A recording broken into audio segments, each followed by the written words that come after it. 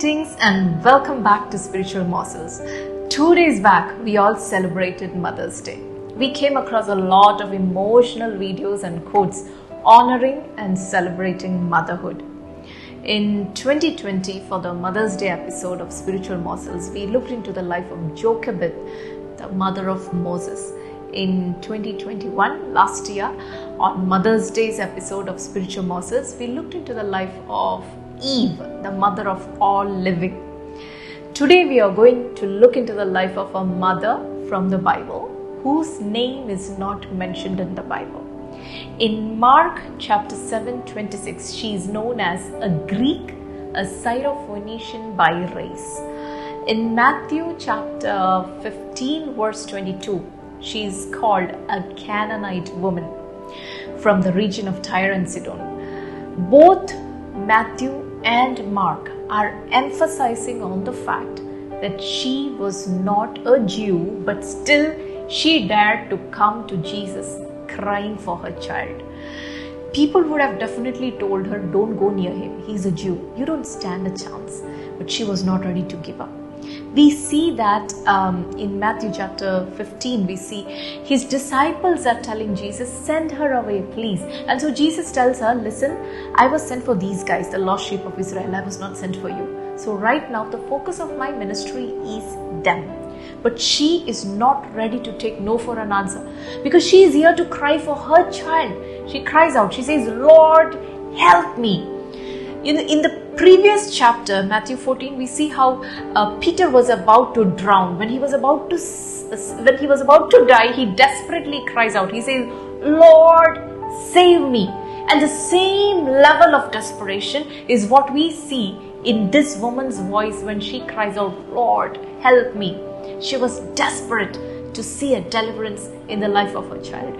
I want to encourage all the mothers to not give up praying for your children. Come to Jesus with that desperate cry like this Syrophoenician woman. But now, Jesus is painting a picture. He gives her an illustration to explain the situation to her. He tells her, it is not right to take the children's bread and give it to the little dogs. You see, Jesus is not calling her a dog. He uses the word kinarios, which means it's equivalent to puppies or little doggies, which are used as pets by little children. So he doesn't use the word kuon, which is a word for stray dogs.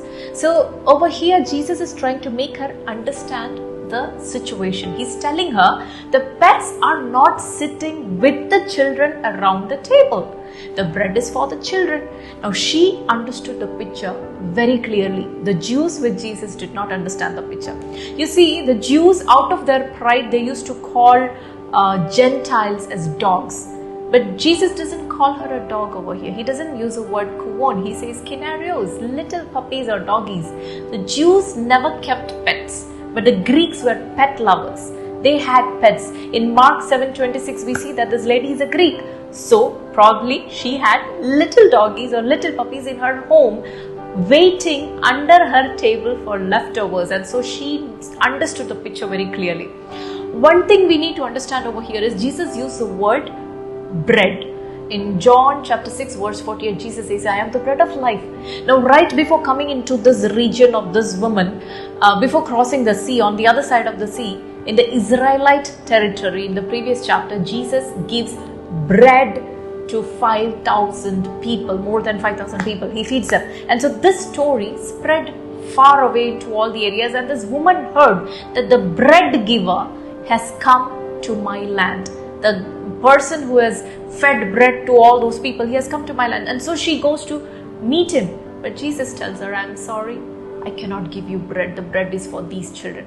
And so the woman is very smart. She's persistent. She reminded him, but Lord, after your children ate and were full, the leftovers, the scraps and the crumbs that were scattered over the place, I heard that when those were collected, there were 12 baskets full. As long as the bread is coming from you, it doesn't matter. I will be happy with those leftovers. Jesus was amazed at her faith and he restored her child completely. Hallelujah. She received her miracle because she was not ready to give up on the case of her child. I believe that it was her faith that opened a way for the entire region of her land, the Gentiles, to receive bread from Jesus.